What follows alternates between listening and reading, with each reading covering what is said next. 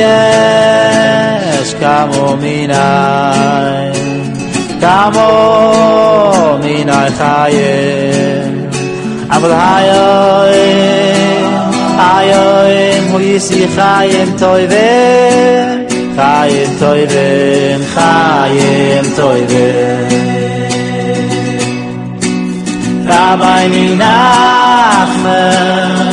Rabbi Nachman mefeige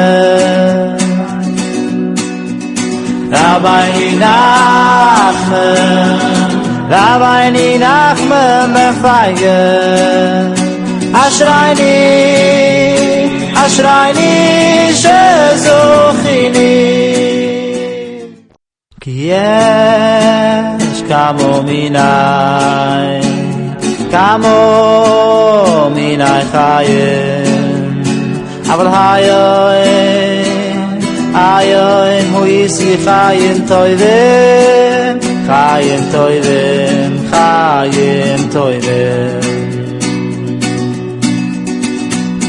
יש כמו מיני חיים אבל היום הוא יסי חיים טובים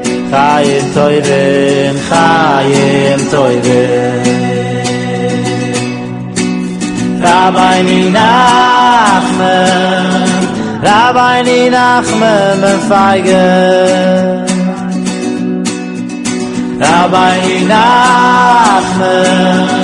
Rabbi Nachman mefeige Ashreini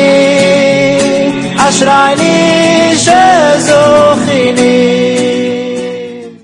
Ki yesh kamo minai chayim אבל היום הוא יסי חיים טובים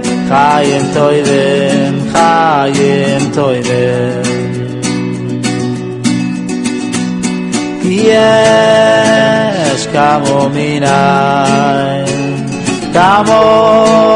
מיני חיים אבל היום הוא יסי חיים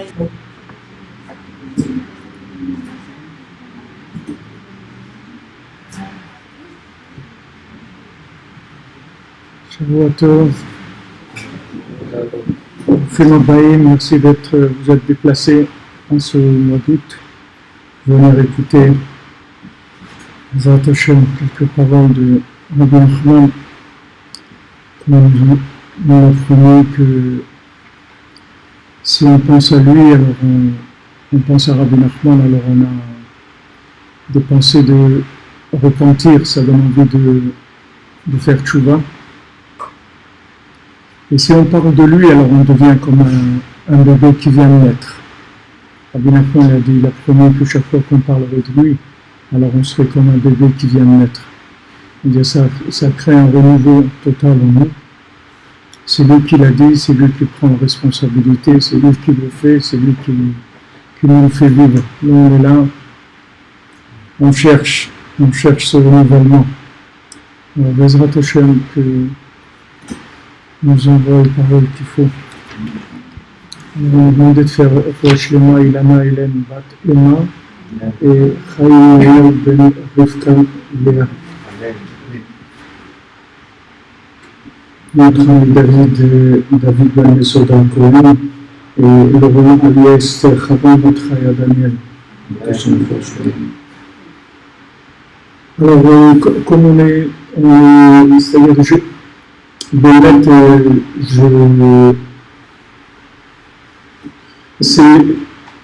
c'est pas un cours comme genre conférence que je fais parce que c'est un essai, on m'a proposé de venir une fois par mois ici pour faire un cours, peut-être trois. Et donc, ce que je voulais faire un essai, c'est, bon, j'ai profité parce que c'est la famille Meir qui nous ont invités pour avoir mitzvah. C'est pour ça que c'est le mois d'août et que la plupart des gens sont en vacances. Et quand même essayer et être dans l'enseignement qu'on fait tout le temps, c'est-à-dire à Jérusalem, qui est sur Internet. On est dans la Torah 51 du Likutei Moharan depuis Purim de l'année dernière, c'est-à-dire que ça fait à peu près 16 mois, 17 mois qu'on est sur cette étude-là, donc il y a à peu près déjà 5 à 600 heures d'études sur cet enseignement de Rabbi Nachman. Donc je continue comme l'enseignement que je fais d'habitude à Jérusalem. Bien sûr, on va essayer d'ouvrir un petit peu plus, mais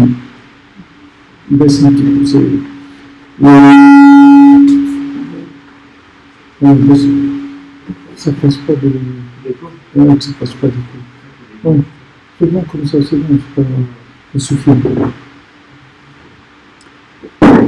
Donc ce sont des notions qui sont déjà, des notions qu'on a beaucoup ouvertes, qu'on a beaucoup brassées pendant des mois et des mois, notamment la notion de Emet Leamito, la vérité, et la vérité Emet Leamito. Qu'est-ce qui s'appelle la vérité et la vraie vérité? Est-ce qu'il y a une vérité qui est fausse? Si c'est de la vérité, c'est pas faux, alors qu'est-ce que c'est que la vérité? Qu'est-ce que c'est la vraie vérité? Alors en fait, il existe une vérité logique qui peut se comprendre par la logique. Il existe une vérité qui est branchée, la vérité branchée. Alors la vérité branchée, ça s'appelle le Emet Leamito, c'est-à-dire la vraie vérité. Et il y a une vérité qui est une vérité logique, qu'on peut essayer de comprendre par la logique. Et c'est la vérité maximum à laquelle Adam Arishon il est arrivé après avoir mangé du fruit de l'arbre de la connaissance du bien et du mal. Il y a une autre vérité qui vient de l'arbre de vie, qui ne vient pas de l'arbre de la connaissance, c'est une vérité branchée. C'est-à-dire c'est pas une vérité théorique, c'est pas une vérité réfléchie, c'est une vérité qui vient d'une connexion. C'est une vérité vécue, c'est pas une vérité branchée, pas une vérité logique. Alors ça, c'est une autre approche complètement. C'est-à-dire que c'est une vérité, mais logiquement, vous ne pourrez pas l'expliquer. Parce que si vous arriviez à expliquer cette vérité logiquement, le monde entier il se plierait tout de suite à Hachem. C'est une vérité qui est vécue, mais il n'y a pas beaucoup de logique dedans. C'est du vécu, c'est pas de la logique. Donc ça vient de l'arbre de vie.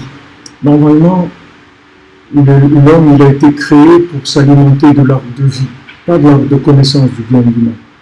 Une fois que Adam Arishon il se serait alimenté de l'arbre de vie complètement, en rentrant dans le Shabbat, c'est-à-dire en rentrant dans l'annulation à Hachem complètement, dans la connexion totale, puisque le principe du Shabbat, Shabbat, ça veut dire faire la grève, ne rien faire. La tchevet, on fait rien du tout.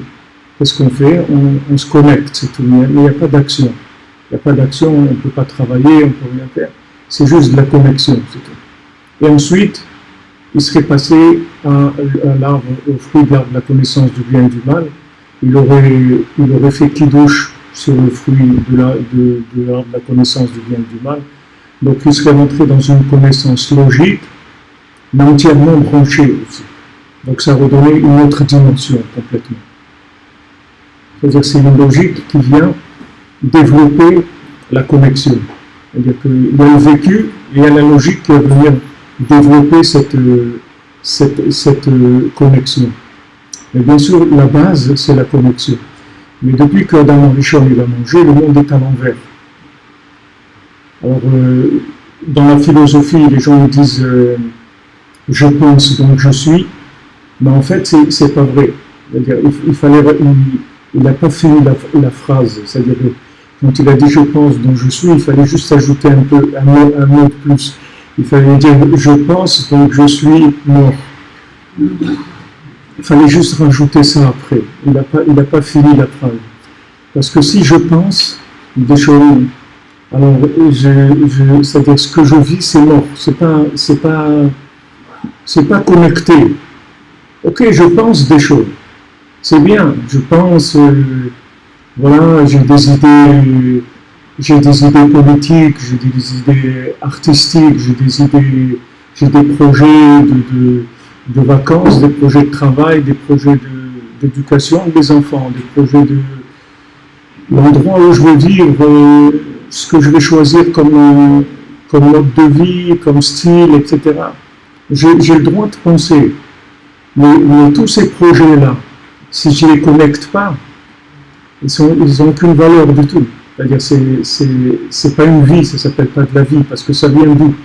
D'où est-ce que ça vient, ces projets? Ok, j'ai réfléchi, j'ai vu une émission de télé, ça m'a plu, la campagne, je me suis dit, bon, vivre en ville, il y a beaucoup de pollution, tout ça, bon, on va choisir, on va vivre à la campagne, tant pis si on fait 60 km par jour pour travailler, c'est pas grave, des trucs et ça. Ok, j'élabore des plans, etc. Mais ça n'a aucun rapport avec la vie. C'est des élucubrations, c'est tout, c'est des trucs que je fais tourner dans ma tête, mais ça n'a aucun rapport avec la vie. Ça n'a pas de rapport avec la vie, c'est-à-dire avec la réalité de ce monde-là.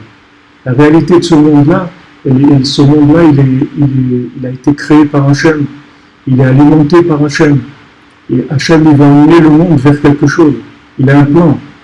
C'est pas n'importe quoi. Il y a un plan dans ce monde.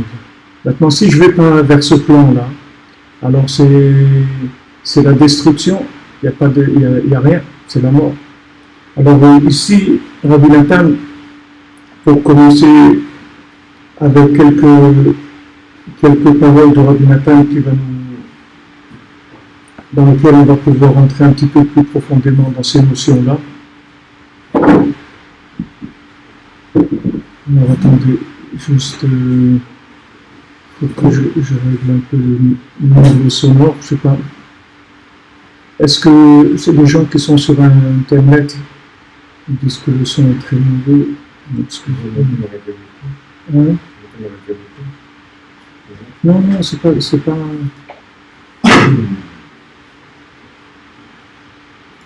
Juste que je vois qu'est-ce qu'il y a. Je ne sais pas si j'entends le son, si c'est mieux.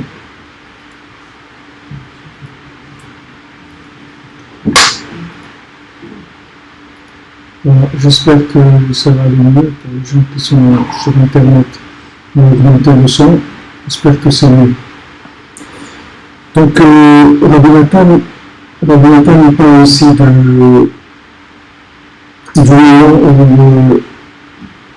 Noach a envoyé la colombe vers le soir, et la colombe elle est revenue avec elle avait une petite branche d'olivier dans son bec. Alors Rabbi Nathan dit chez Ekriat Hanouka chez Madlikim Nerot Shel Shem Zayit. Ça c'est le principe de Hanouka, où on va allumer des bougies, des veilleuses avec des huiles d'olive. Az Vayolam Noach Kikalo Amayim. À ce moment-là, Noach, il a su que les eaux étaient terminées, c'est-à-dire que c'était la fin du déluge. Tant que maintenant, il n'y avait pas de signe de quelque chose qui avait poussé, donc Noach, il se disait que pour l'instant, le déluge n'était pas terminé. Une fois que maintenant la colombe est venue avec cette branche d'olivier, il a su que c'était la fin des eaux. Pourquoi? Parce que les bougies de Hanouka qu'on allume avec de l'huile d'olive, en fait, c'est la lumière de la providence divine. La providence divine, c'est l'intégration de la présence divine dans la logique de ce monde. C'est ce qui s'appelle la providence. La providence, c'est que vous décidez de faire quelque chose, et Hachem vous accompagne. Hachem vous accompagne, Hachem vous aide, et il vous donne les moyens de réaliser ce que vous voulez réaliser, et il va mettre en place tout le système de la création pour vous permettre de faire ce que vous avez à faire, pour vous assister. Ça s'appelle l'ashgacha. L'ashgacha pratique, c'est-à-dire la providence divine qui est particulière à chaque individu. Le problème, c'est que comme Hachem, ce qu'il préconise le plus, ce qui est le plus cher pour Hachem, pour Dieu, c'est le libre arbitre de chacun. Donc le problème, c'est que même si vous décidez de faire quelque chose qui est complètement faux, Hachem va vous assister quand même. Alors on a un problème, parce que le fait que ça réussisse, c'est pas une preuve que c'est la vérité. Il y a des choses qui réussissent et qui sont complètement fausses. Et il y a des choses qui ne réussissent pas et qui sont en vérité. Donc on est vraiment, quand on dit on est embarré, c'est-à-dire on ne sait pas comment faire. Parce que si on se trompe, il nous aide aussi.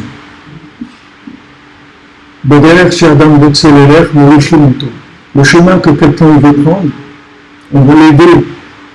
Si quelqu'un veut s'inscrire au PSG, veut devenir un super footballeur et tout, on va l'aider, il va faire trouver des trucs, le financement, les stages de l'entraînement, il va monter, il va marquer un but, il va être parmi les meilleurs au championnat du monde de football, etc. Mais ça ne veut pas dire que c'est vrai. Même s'il voit des miracles, il va voir des miracles qu'il n'avait pas l'argent pour s'inscrire, il a trouvé quelqu'un, il a trouvé un portefeuille dehors, il a gagné au loto, il a pu faire. Tout ça, c'est l'utilisation des moyens de ce monde. Mais ces moyens-là, ils réagissent en fonction des choix de l'homme. Parce que le plus important, c'est le choix de l'individu. C'est ce qui est le plus respecté par Hachem. Et Hachem, il respectera ton vouloir, même s'il n'est pas vrai. Parce que toute la raison de la création de ce monde, c'est ça. Parce que s'il ne respecte pas ton vouloir, tout ce monde-là, il n'a aucun sens. Si Hachem t'oblige à être dans le chemin de la vérité, ce n'est pas de la vérité. La vérité, ça doit être obligé. La vérité, ça doit être mon choix. C'est-à-dire, je choisis ça parce que c'est ce que je veux. Je vis ce que je veux vivre. Mais si ce que je veux vivre, c'est faux, je vais être aidé aussi. Donc il ne faut pas regarder si ça marche ou si ça ne marche pas. Ce qu'il faut vérifier, c'est est-ce que je suis dans le vrai ou pas. C'est ça qu'il faut vérifier. Et comment je vérifie ça? Comment je peux vérifier si je suis dans le vrai? Tout le monde dit que c'est la vérité. Tout le monde dit la vérité, voilà. Tout le monde préconise et tout le monde dit voilà, moi c'est la vérité. Staline a dit c'est la vérité, Poutine dit c'est la vérité, Trump dit c'est la vérité, Macron dit c'est la vérité, tout le monde dit que c'est la vérité. Alors je vais... Ah, j'ai trouvé un truc un peu spécial, ça a l'air vraiment vrai, ça a l'air... c'est rien. Je sais rien. C'est rien du tout. La connexion va se faire aussi par rapport à mes choix. Et c'est moi qui vais choisir la longueur d'onde. Je peux choisir RTL, je peux choisir Radio Nostalgie, je peux choisir ce que ça va marcher, je vais entendre des choses. Ça va parler, ça va dire des choses, il va y avoir de la publicité, il va y avoir des trucs. Je sais pas. Je sais rien. Je sais rien du tout. Je sais vraiment rien. J'ai pas d'indice. Je sais rien. Mon mensonge, il est aussi attirant, peut-être même plus que la vérité. Dans l'air logique, ça tient la route. La plupart des théories tiennent la route. Logiquement, je sais pas. Si je rentre quelque part, je vois qu'il y a de l'aide, on m'aide. Est-ce que c'est un signe que c'est vrai? Ou bien si je veux rentrer quelque part, on met des bâtons dans les roues. Ça veut dire que c'est pas vrai? Je sais pas. Je sais pas. Je sais pas. Je sais rien du tout. On est dans un monde et je suis complètement paumé dans ce monde. Je sais pas. Je sais rien. Il faut que je commence à savoir ça. c'est très angoissant. Très angoissant. Alors la plupart des gens ne supportent pas cette angoisse-là. C'est l'angoisse du néant. Si je fais pas, alors je fais pas. Si je fais, peut-être c'est pas ça. Alors, je fais quoi? Je vais où? Je fais quoi? Alors c'est là où on a besoin de cette miséricorde, la miséricorde d'Hachem. Et de lui dire que, tout simplement, qu'il m'a mis dans ce monde et que je ne sais vraiment pas quoi faire. Et que si je me base sur un petit cerveau qui a été intoxiqué, j'ai pratiquement aucune chance de m'en sortir. Et si je fais le contraire de ce que je pense, ça ne veut pas dire non plus que c'est vrai. Donc je ne sais pas, je ne sais rien du tout. Donc je demande à Dieu, je passe un moment tous les jours, et je demande, mon Dieu, toi qui m'as mis dans ce monde, tu m'as mis dans ce monde pour quelque chose. Ok. Moi je ne sais pas pourquoi. Ok, je travaille, je mange, je dors. Okay. Tu m'as mis dans ce monde pour que je fasse quelque chose. Il y a des centaines de choix qui se présentent à moi. Qu'est-ce que je dois faire? Voilà, je remets ma vie entre tes mains parce que je ne sais pas ce que je dois faire. Et ça tous les jours. C'est pas une fois dans la vie. Tous les jours, parce qu'il y a des moments tous les jours. On a des choix. Tous les jours, on a des choix. Il faut que je travaille un peu plus, je travaille un peu moins. Il y a mes parents qui ont besoin de moi, il y a mes enfants qui ont besoin de moi, il y a ma amie qui a besoin de moi, il y a ça. Si je fais ça, je ne fais pas ça. C'est en permanence, il faut que je dise oui ou non. Toute la journée.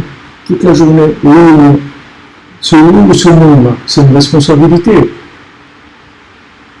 Si vous êtes sur le périph', chaque fois qu'il y a une sortie, vous ne savez pas si c'est ça. Alors vous avez tourné longtemps, vous êtes sur le périph'. Et si vous avez pris la sortie qu'il ne faut pas prendre, donc il faut revenir. Et de revenir, ce n'est pas évident, parce qu'il y a d'autres sorties, encore d'autres, et encore d'autres, et encore d'autres, et ça va. Combien de gens se lèvent le matin, ils ont 50 ans, 60 ans, ils disent voilà, je me suis trompé. Toute ma vie, je me suis planté complètement. Je suis à côté. C'est pas ça que je devais faire. Et encore, ça, c'est une volonté d'Hachem de se réveiller. Il y en a qui se réveillent une fois qu'ils ont terminé. On a besoin de demander à Hachem de nous aider tous les jours. Tous les jours, il y a une bénédiction qu'on fait le matin, que Hachem prépare les pas de l'individu. Il prépare ses pas. Tu veux aller quelque part et toi tu pensais faire ça. Et tu vois qu'on va t'amener autre part. Mais le fait que maintenant tu t'es remis entre les mains de Dieu avant de commencer ta journée, tu es tranquille. Tu es tranquille. Parce que tu as fait démarrer le GPS, donc tu suis. Mais si tu ne fais pas démarrer le GPS, si tu te bases sur la beauté du paysage, ou comme on dit, tu vas à l'intuite, il y a des gens qui conduisent comme ça, ils disent ouais, je sens que c'est par là.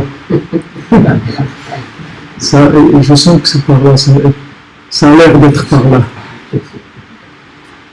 Tiens, GPS, et tu dis voilà, monsieur, 50 mètres, vous tournez à droite. Donc il faut faire démarrer le GPS tous les jours. Alors on dit comment tu peux oser affronter une journée dans ce monde si tu ne l'as pas préparé, tu ne l'as pas connecté, tu n'as pas demandé à Hachem de t'aider, de mettre tes pas là où il faut. Comment tu peux oser? T'es fou, t'es un fou complet. T'es un fou. T'es un fou, t'as une tête remplie de journaux, de télé, de trucs que tu as entendus à droite, à gauche, des gens qui n'ont aucune intention de t'amener vers le bonheur, vers ton bonheur. Des gens qui ne s'intéressent pas à toi du tout, qui n'ont rien à faire de ta vie, de rien du tout. Il y avait une loi que, je ne sais pas si, j'espère qu'elle n'est pas passée, mais il y avait une loi, ils voulaient enlever la sécurité sociale aux gens à partir de 70 ans. Ils disent, puisque maintenant la personne, elle devient très lourde du point de vue assistanat médical, etc. Donc si elle veut rester dans ce monde, il faut qu'elle paye maintenant. On dit, attendez, monsieur, j'ai travaillé, le temps que vous avez travaillé, nous aussi, on était là. On vous a remboursé vos médicaments. Maintenant, vous ne travaillez plus, et en plus, vous commencez à être très lourd. Donc, si vous voulez rester, il faut payer. Et si on n'a pas d'argent, qu'est-ce qu'on fait? Ben, on s'en va. Ben, c'est sympa, c'est très sympa. Vraiment, on voit qu'on nous aime beaucoup. Uniquement le projet de loi, déjà, c'est rien que le projet, disons pas qu'elle passe. Mais uniquement de parler de ça, déjà, c'est horrible. C'est horrible. Quelle valeur? C'est-à-dire, je veux rien, quoi. Eh ben, c'est vrai, je veux rien du tout. Je veux rien. J'ai aucune valeur de rien du tout dans ce monde. Rien. Si je vais d'après les systèmes, aucune valeur. D'avoir la valeur de ce que je peux fournir, ce qu'on peut tirer de moi au maximum.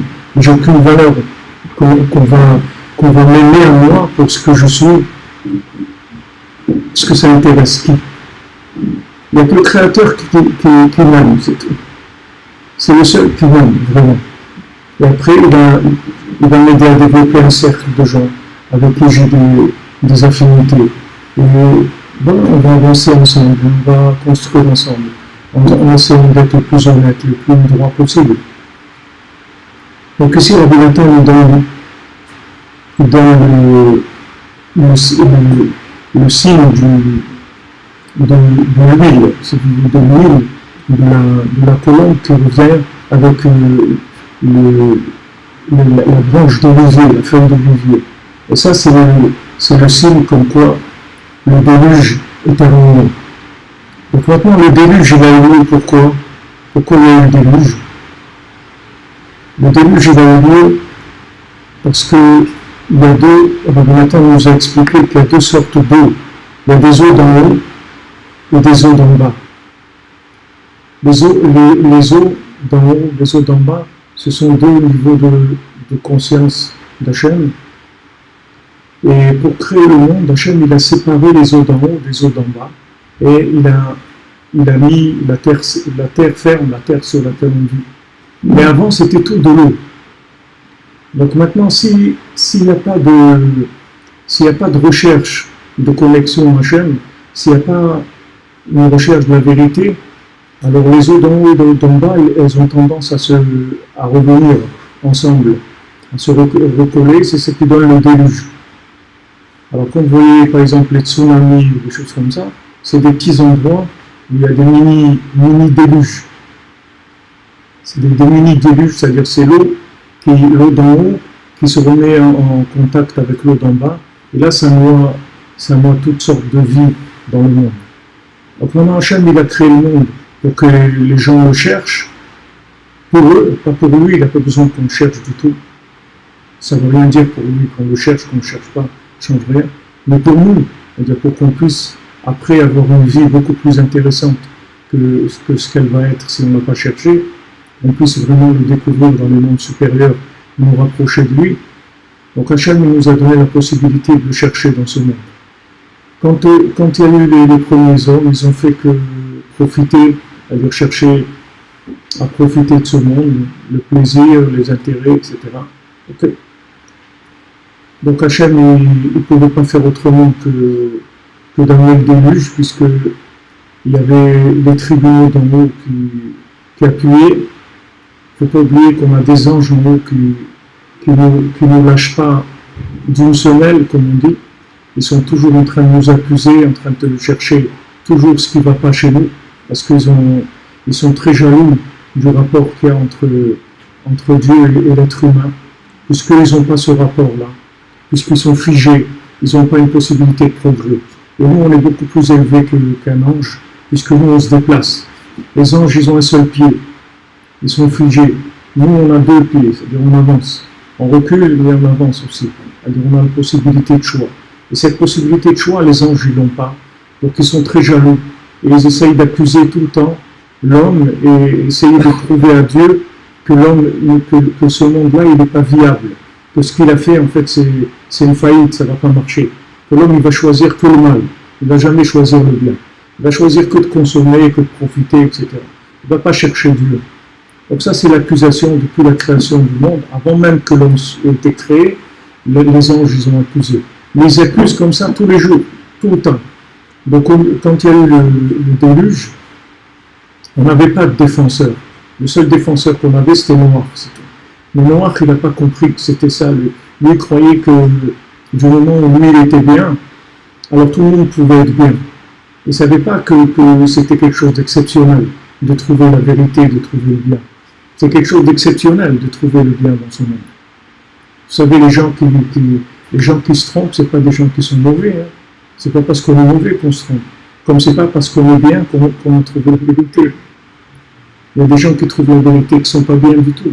Ils ont trouvé la vérité. Et eux, ils sont catastrophiques au point de vue comportement et tout. C'est des gens qui ne sont pas bien du tout, mais ils ont trouvé la vérité. Et il y a des gens qui sont très bien, très corrects et tout, ils n'ont pas trouvé la vérité. Donc c'est pas ça qui va nous renseigner aussi.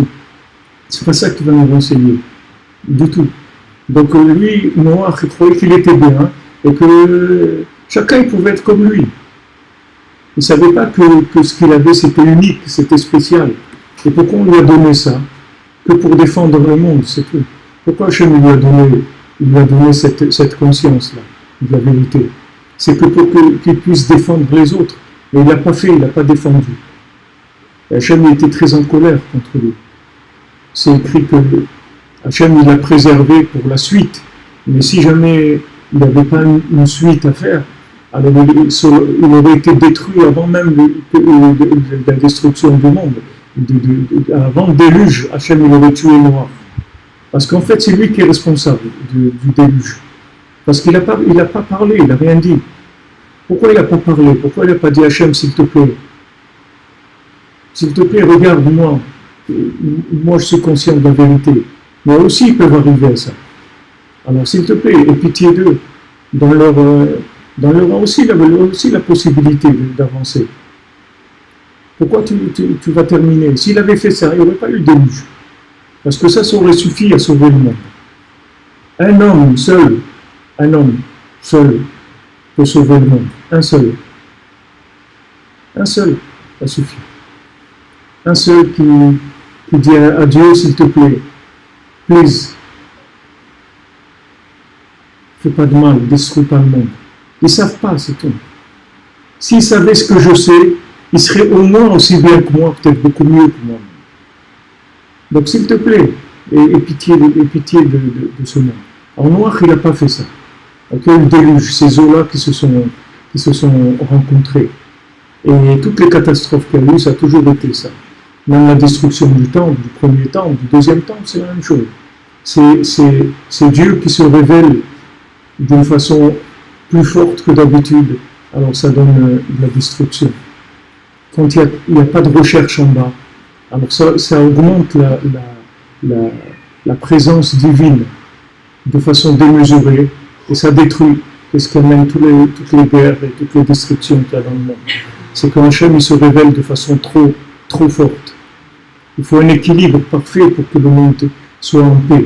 Sinon, si on ne cherche pas assez, si on ne cherche pas la connexion avec Dieu, si on ne cherche pas à le révéler, alors il vient un peu plus que d'habitude et à ce moment-là, ça détruit.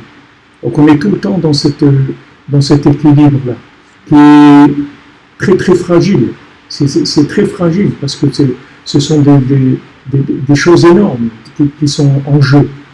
Donc des choses énormes, ce sont des vies humaines, des choses qui sont énormes. Et ça se joue à très très peu de choses. Très peu de choses. Rabbi Nachman il responsabilise chacun d'entre nous. Rabbi Nachman dit il faut que tu saches que le monde a été créé pour toi. Pas pour tout le monde, pour toi uniquement. Alors tu es responsable du monde. Alors occupe-toi du monde. Et comment je vais m'occuper du monde? Qu'est-ce que je peux faire? Tu peux faire beaucoup. Qu'est-ce que tu peux faire? Tu peux demander à Dieu qu'il ait pitié de son monde. Tu dis s'il te plaît, Dieu, aie pitié de ton monde. Donne aux gens la conscience de la vérité. Permets-leur de trouver la vérité. Aide les gens à ne pas se tromper. Voilà ce que tu peux faire. Tu peux le faire et tu dois le faire. Tu es obligé de le faire. Quand tu vois des gens mourir, tu vois des maladies, tu vois des épidémies, tu vois de la pauvreté, tu vois de la guerre, tu vois de la folie, tu vois de la drogue, tu vois des suicides, tout ça, ça vient pourquoi? Parce que les gens, ils n'ont aucune conscience de ce que c'est la vie. Et tu crois que ces gens-là, ils sont pas bien? Ils sont très bien. C'est pas qu'ils sont pas bien. Tu vois que les gens qui se font tuer en série ou les gens qui se suicident, c'est des gens pas bien. Mais qu'est-ce qu'ils ont fait de pas bien? C'est des gens très bien, ils ont pas de problème. Pas plus, pas moins que les autres. C'est des gens moyens, comme tout le monde. Alors, il y a une... C'est comme la queue, si vous voulez. Il y a une queue, vous faites la queue pour aller prendre quelque chose. Une fois, j'étais à Moscou en 1979, la première fois que j'étais à Allemagne, et j'ai vu des gens qui faisaient la queue, une queue immense comme ça. Des centaines de gens qui faisaient la queue. Donc, j'étais curieux de savoir qu'est-ce qu'il y avait. Alors j'ai regardé qu'est-ce qu'il y avait au bout de la queue. C'était un camion qui vendait des concombres. Il y avait des gens qui étaient sur le camion, comme ça, ils vendaient 2 concombres, 3 par personne. Et voilà les centaines de gens là, ils faisaient la queue pour ça. Ils disaient, ah mon Dieu, on n'a pas, pour acheter des concombres, on n'a pas besoin de faire ça. Mais non, pourquoi ces gens ils font ça? Pourquoi ces gens-là, qu'est-ce qu'ils sont? Ils sont méchants, ils ont tué quelqu'un, pas du tout. Dans la queue de l'humanité, ils sont en arrière par rapport à nous, c'est tout. Il y a une queue, il y a des gens qui sont devant et qui sont responsables des gens qui sont derrière. Maintenant, pourquoi on m'a choisi? C'est que pour ça, c'est tout. Pourquoi j'ai une conscience plus grande? Parce que je peux faire quelque chose. Si je ne pouvais pas faire, on m'aurait mis plus en arrière. Si je suis devant, ça veut dire que je peux faire quelque chose. Si j'ai une connaissance de la vérité, cette connaissance de la vérité, cette conscience de la vérité, elle n'est pas gratuite. Elle n'est pas gratuite. Elle est pour moi, pour que je progresse, mais elle est surtout pour que j'ouvre la porte à ceux qui sont derrière moi. Et si maintenant sur Terre, je ne sais pas, je ne veux pas dire de chiffres, j'en sais rien, combien de gens qui sont branchés, peut-être 500 000, 1 million, 5 millions, j'en sais rien. Mais par rapport à la population mondiale, c'est rien du tout. Mais ces gens-là, ce sont les responsables de l'humanité. C'est eux les responsables du monde. C'est eux les gens qui gèrent le monde. C'est pas les gens qui sont... c'est pas Trump qui gère le monde, c'est pas tous ces gens-là. Il y a des gens qui ont la conscience de la vérité. Et ces gens-là, c'est eux qui gèrent le monde. Vous allez au cocktail, au mur de l'alimentation, la nuit, vous allez voir des gens comme ça, ils sont comme ça, ils ont des chaussures trouées comme ça, et les habits un peu comme ça. Mais ils sont là à passer la nuit, à prier. C'est eux qui gèrent le monde. Ce n'est pas les gens que vous voyez à la télévision. Ces gens-là, vous n'allez pas les voir à la télévision. Vous allez voir peut-être sur YouTube chez Ravi Frère, parce que je le filme de temps en temps. Mais à la télé, vous n'allez pas les voir. Parce que ce n'est pas des gens qui sont importants. Dans le système, c'est les derniers. C'est des gens qui n'ont aucune valeur. Dans le système, ils ne valent rien. Qu'ils soient là, qu'ils ne soient pas là, ça ne change rien. L'avion privé de Trump, ça ne va pas le déranger du tout. Que ces gens-là ils soient là, ça ne change rien. Et pourtant, c'est eux qui sont les décisionnaires de ce qui va se passer dans la journée à venir. Et ils sont là à préparer la journée du monde pour demander de la miséricorde à Hachem. Et de ces gens-là, après, ça va à côté, et encore à côté, ça arrive. Une fois, il y avait une gamin de Vilna qui étudiait 23 heures par jour. 23 heures par jour, il étudiait. Alors une fois, quelqu'un lui a dit, mais pourquoi tellement? Pourquoi tellement? Vous pouvez étudier un peu moins. Pourquoi 23 heures par jour? C'est énorme. Reposez-vous un peu, prenez le temps de manger et tout. Il dit, regarde, si moi j'étudie 22 heures, alors mon voisin, aujourd'hui il étudie 22 heures, il va étudier 21 heures. Et le voisin de mon voisin qui étudie 21 heures, il va étudier 20 heures. Et comme ça, il y a quelqu'un à Paris qui va, qui va, qui va, qui va s'éloigner d'Hachem complètement. Il tient sur un fil, et ce fil-là, il part de moi, de mon voisin, etc., etc. Maintenant, si moi je raccourcis le fil, il va se raccourcir au bout. Donc celui qui est accroché là-bas, il n'aura plus sur quoi s'accrocher, il va tomber. Donc on est tous responsables. On ne peut pas se déresponsabiliser, de dire ouais, j'ai trouvé, comme on dit, vivons heureux, vivons cachés, truc. On ne peut pas. Tu as trouvé quelque chose, au contraire, vas-y, parle-en au maximum. Ouais, mais les gens, ils ne veulent pas écouter, tout ça, c'est pas ton problème. Ça, c'est pas ton problème, c'est trop facile. Ouais, mais les gens, ils n'écoutent pas, et tu veux parler un peu de Dieu et tout, ils te prennent pour un fou. Mais ça, c'est pas un alibi que tu peux représenter, je te le dis tout de suite. Cet alibi ne marche pas. Ne crois pas que tu vas dire, ouais, mais ils ne voulaient pas m'écouter. Hachem, il veut dire, pourquoi toi, tu voulais m'écouter? Qu'est-ce qu'elle veut dire, ils ne veulent pas m'écouter? Fais en sorte qu'ils t'écoutent. Mais comment je vais faire? Débrouille-toi, casse-toi la tête. Pleure, prie, demande. Il y a des gens, ils ne veulent pas aller dans des réunions, ils disent, ouais, quand je suis là-bas, ils parlent que des bêtises. Ils parlent de la politique, ils parlent du sport, ils parlent d'argent, un truc. On ne peut pas placer un mot de quelque chose un peu élevé, on ne peut pas élever le débat. Mais c'est à toi d'élever le débat. Mais comment je vais faire? Ils ne veulent pas écouter. Non. De toutes les paroles, tout ce qu'il y a dans le monde, c'est connectable. Bon, Hachem, il a fait que tout est connectable. Il n'y a rien qui n'est pas connectable. Tout ce qu'il y a dans le monde, c'est connectable. Même quelqu'un qui se trouve dans l'idolâtrie la plus grande, dans tout, il est connectable. Tout le monde est connectable. Vous avez Yitro, il a fait 70 idolâtries, c'était un prêtre d'idolâtrie. Il connaissait toutes les idolâtries du monde. Pourtant, il a tout laissé pour venir vers Hachem, vers la Torah. Pourquoi il a tout laissé? Il a fallu qu'il trouve des connexions. Dans son idolâtrie, il a fallu qu'il trouve des connexions. Comment il est sorti de son idolâtrie? Il faut qu'il trouve une porte pour sortir. Donc il a trouvé. Donc c'est possible. C'est possible. On peut y arriver. Seulement, il faut que tu aies envie d'abord. Il faut que tu sentes que tu es responsable. Il faut que tu aies envie. Il faut que tu aimes, que tu aies envie.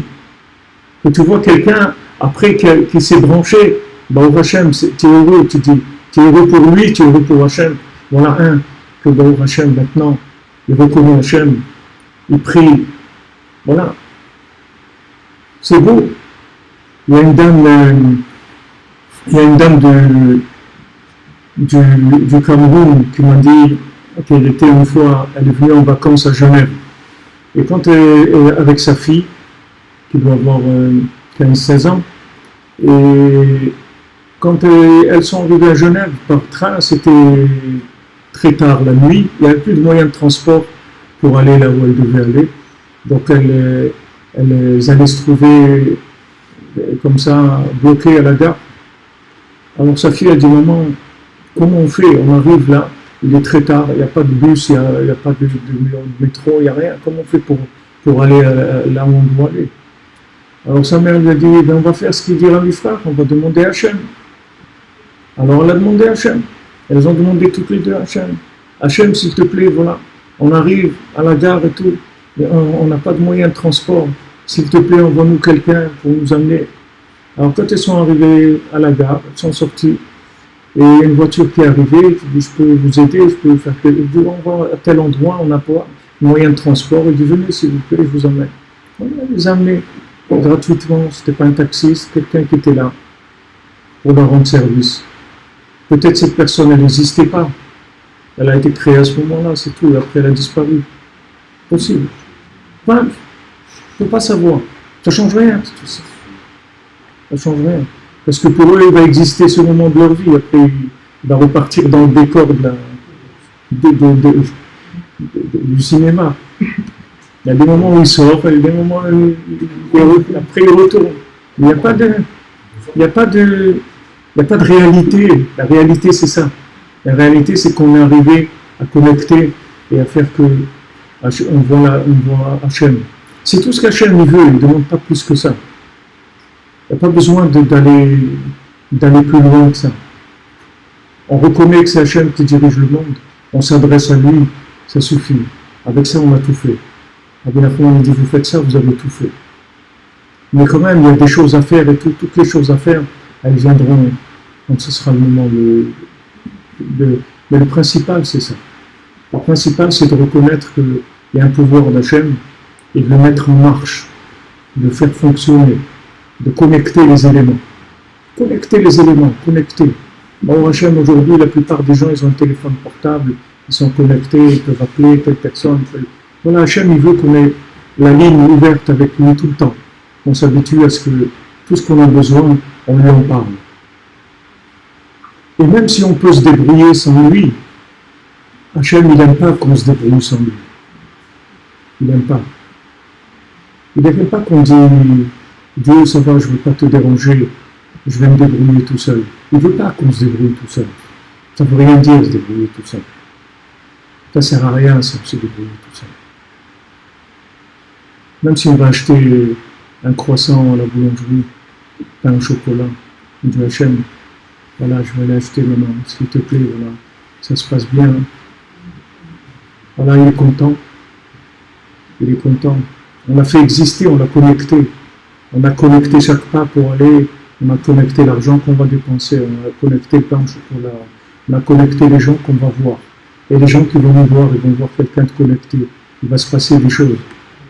Il va se passer il y a des choses qui vont passer entre les individus, même si on ne parle pas. Parce que des gens connectés, c'est contagieux. Quand ils vont quelque part, c'est contagieux. Ça passe, il y a des ondes qui passent. C'est des gens connectés. Ça n'a rien à voir. Comme on vous dit d'éteindre le téléphone ou laissez-les pas à côté de vous à 1 mètre parce qu'il y a des ondes, etc. C'est un téléphone qui est connecté à une antenne. Il émet des ondes. Il faut l'éteindre la nuit parce que c'est dangereux. Imaginez-vous une personne qui est connectée à Dieu, les ondes qu'elle émet. C'est des ondes 1000 fois plus fortes que celles du téléphone. Mais c'est des ondes positives. C'est des ondes des ondes qui donnent du courage aux gens, qui les aident à avancer, qui les aident à chercher. Il ne faut pas se prendre pour quelqu'un de petit. On n'est pas petit. On n'est pas petit. On est très grand. On est petit, si on n'est pas connecté, on est petit. Mais si on est connecté, on est très grand. Regardez un téléphone, c'est rien. Qu'est-ce que c'est, un morceau de plastique? C'est rien du tout un téléphone. Mais pourtant, regardez qu'est-ce que ça permet de faire. Vous pouvez appeler quelqu'un à l'autre bout du monde, le voir, rigoler, trucs, entendre une musique, vous pouvez faire plein de choses avec. Pourtant, c'est un morceau de plastique. Mais du moment où il a été connecté, regardez la dimension que ça prend. C'est autre chose complètement. Mais un individu, c'est 1000 fois plus que ça. 1000 fois plus que ça. Vous allez parler avec quelqu'un de connecté, il va vous calmer, il va vous détendre, il va vous brancher, il va vous aider à être heureux, il va vous faire trouver le chemin de votre vie. Parce qu'il est branché, c'est tout. Donc il émet des ondes. Donc, tu ne peux pas dire, ouais, mais les gens dans le monde, ils sont méchants, ils ne veulent pas la vérité, c'est des mécréants. Tout ça, ça ne passera pas, je vous le dis tout de suite. Ce n'est pas un alibi, vous ne pouvez pas dire ça. Parce qu'on a tous des gens qui sont plus ou moins proches de nous. Dans la queue dans laquelle on est, qu'on fait la queue pour arriver à Hachem, on a tous des gens qui sont juste à côté de nous, juste derrière nous. Tous, parce que tous on est sur la queue. Il n'y a personne qui est en dehors. Donc on a tous des gens qui sont très proches de nous. Et chaque mouvement qu'on fait, il a une répercussion sur ces individus-là. Dans le positif ou dans le négatif. Si c'est dans le positif, ça leur donne envie d'avancer. Si c'est dans le négatif, ça leur bouche les accès. Donc on ne peut pas dire les gens ils sont mécréants. Toi, occupe-toi de faire ce que tu as à faire. Et tu vas voir que tu vas changer les individus. Tu vas leur ouvrir les portes pour se connecter à Hachem. Et en fait, tu sauves le monde. Toi tout seul, un individu simple. Simple. Quelqu'un, vous le voyez, tous les jours, il sort, il va à son travail, il vit tout à fait simplement. Mais si vous pouviez scanner, vous voyez ce qu'il fait spirituellement, vous verrez que cette personne-là, elle sauve des milliers de gens par sa connexion. par le fait que lui parle avec Hachem, par le fait qu'il demande à Hachem d'avoir pitié de son monde. C'est la seule chose qu'Hachem il a besoin. Parce que si nous on n'intervient pas, en haut il y a des tribunaux. Et Hachem il ne peut rien faire par rapport à ces tribunaux. Parce que s'il annule ces tribunaux, il est obligé de détruire le monde. Parce que le monde il n'a aucun sens. S'il n'y a pas de justice, il n'y a rien.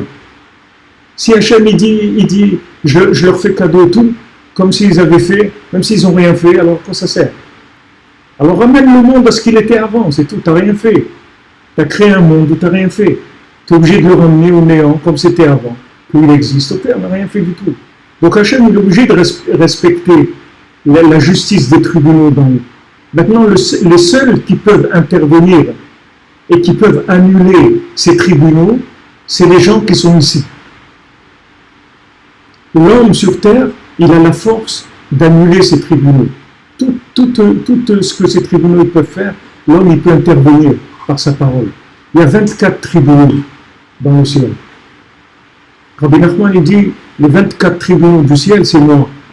C'est-à-dire Rabbi Nachman il dit, moi je peux annuler tous les décrets des 24 tribunaux. Il y a 24 heures, 24 tribunaux. Chaque heure, c'est un nouveau tribunal qui siège. Comme ça tout le temps. 24 heures sur 24, ça ne s'arrête jamais. Et il juge le monde, sans arrêt. Et tous les gens qui n'ont pas le mérite d'être connectés, d'être branchés, alors les pauvres, ils subissent les conséquences de ces jugements-là. Que ces jugements-là, ils vont d'après la logique humaine. Tu as une logique, tu réfléchis, ok, alors on va aller d'après ta logique. Rabbi Nachman, il dit, sache que chaque fois que tu juges quelqu'un, en fait, ce n'est pas quelqu'un que tu juges, c'est toi que tu juges. Il dit, tu sais comment Hachem il fait? Rabbeinu rapporte ça Rabbi Nachman rapporte ça dans l'Écoute Moran, au nom du Baal Shem Tov, il dit que chaque jour, l'individu il est jugé à son insu et avec son accord. Alors on dit comment c'est à son insu avec son accord? Comment c'est possible les deux? Il dit, il donne un exemple très simple. Il dit maintenant quelqu'un il a volé une orange, d'accord? Très bien, il a volé une orange. On laisse passer le temps.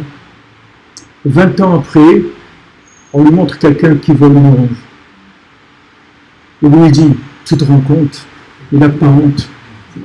Il mériterait une paire de claques. Il va voir quelqu'un qui va venir, il va te mettre une paire de claques. Parce qu'en fait, ça, c'est une scène qu'on t'a mis devant toi. On veut que tu te juges, toi. On va faire ce que tu dis, toi. On ne va pas faire plus. Mais on va entendre de toi. D'après toi, qu'est-ce qui devrait lui arriver? Quelqu'un qui a vu une paire de claques? Ok, pas de problème. Tu vas voir que, en fait, chaque situation, c'est que toi. Il n'y a rien. C'est des épreuves pour toi. Donc vraiment, quand tu vois quelqu'un qui fait quelque chose de mal, tout de suite dis le pauvre. Même si tu ne le penses pas du tout, même si tu as envie de dire, mais fais attention, parce que c'est sûr que c'est ton... Tu as oublié, c'est tout. Ou ça ne ressemble pas, tu n'es pas conscient. Tu n'es pas conscient que c'était ça, ou tu as fait mal à quelqu'un, tu as oublié, ou tu ne t'es pas rendu compte. Mais en tout cas, chaque fois que tu as une possibilité de juger quelqu'un, arrange-toi à juger positivement. Le pauvre doit avoir faim, et pour qu'il en arrive à faire quelque chose comme ça, il faudrait quand même lui donner une bonne parnassa, lui donner peut-être 20-30 000 euros par mois pour qu'il puisse... Il n'y a plus besoin. Voilà, c'est ça qu'il faut faire. Il faut profiter de cette situation-là pour se fabriquer une bénédiction pour soi-même, puisque maintenant, on va appliquer ce qu'on va juger. Alors il faut y aller, c'est ouvert, il faut profiter, il faut être large, puisqu'on est large avec nous-mêmes. Alors, Rabbi Nachman, c'est très intéressant, parce que Rabbi Nachman, d'un côté, c'est tout l'enseignement du Breslev, c'est un enseignement très doux, c'est pas agressif, mais c'est très puissant au point de vue conscience et responsabilité individuelle. C'est extrêmement puissant. Rabbi Nachman, il ne laisse pas l'individu se coller à quelque chose, se cacher derrière un arbre. Pas du tout. Pas du tout. Il le prend en face. Rabbi Nachman dit, tu viens au man, tu te rapproches de moi, sache que tu es seul avec moi. Il n'y a pas de copain, tu es seul avec moi, je te regarde seul. Je m'occupe de toi seul. Et je veux des résultats, toi seul. Ne te mets pas dans une théorie de groupe. Il n'y a pas de théorie de groupe. Tu es seul, c'est tout. Et tu es capable. Et si tu m'écoutes, je vais t'amener aux choses les plus élevées que sur Terre. Tu vas arriver à des choses extraordinaires. Mais c'est simple, c'est pas difficile. C'est pas du tout difficile. Rabbi Nachman ne donne pas des choses difficiles. Des choses très simples. Alors, par rapport à ce qu'on est en train de dire ici, Rabbi Nachman dit que d'allumer dans sa maison une veilleuse à l'huile d'olive, alors ça sauve beaucoup de destruction. Ça sauve la maison. D'avoir une veilleuse à l'huile d'olive allumée à la maison 24 heures sur 24, tout le temps. Ça sauve. De d'où ça vient, c'est d'ici, c'est de cet endroit-là. Parce que du moment où la colombe elle est revenue avec la feuille d'olivier, ça veut dire que le déluge était terminé. Donc il y a un lien. Pourquoi elle n'est pas venue avec une feuille de palmier ou de saule ou de trucs? Parce que c'est le signe de la fin du déluge. En fait, qu'est-ce que c'est l'huile d'olive? L'huile d'olive, c'est l'esprit, ça représente l'esprit positif. L'esprit positif, c'est-à-dire que l'esprit branché, le cerveau branché. Dans le cerveau, il y a deux parties. Il y a une partie fonctionnelle et il y a une partie branchée. La partie branchée, elle est en haut, là où les hommes mettent les tefilines, c'est là où il y a l'âme. L'âme, c'est le cerveau branché. Ça s'appelle, dans le langage de la Kabbalah, ça s'appelle Sechel Yumi, c'est-à-dire le cerveau qui approfondit. C'est-à-dire il y a un cerveau branché et il y a un cerveau débranché. Le cerveau débranché, il fonctionne avec les 5 sens. C'est-à-dire qu'il enregistre et après il fait des comparaisons et il tire des conclusions. Ça, c'est l'intelligence normale de la plupart des gens. Alors, plus les gens ils ont enregistré d'informations, et plus ils sont rapides dans la connexion entre les informations, et plus ça s'appelle des gens intelligents. Ce qu'on appelle des gens intelligents dans le monde.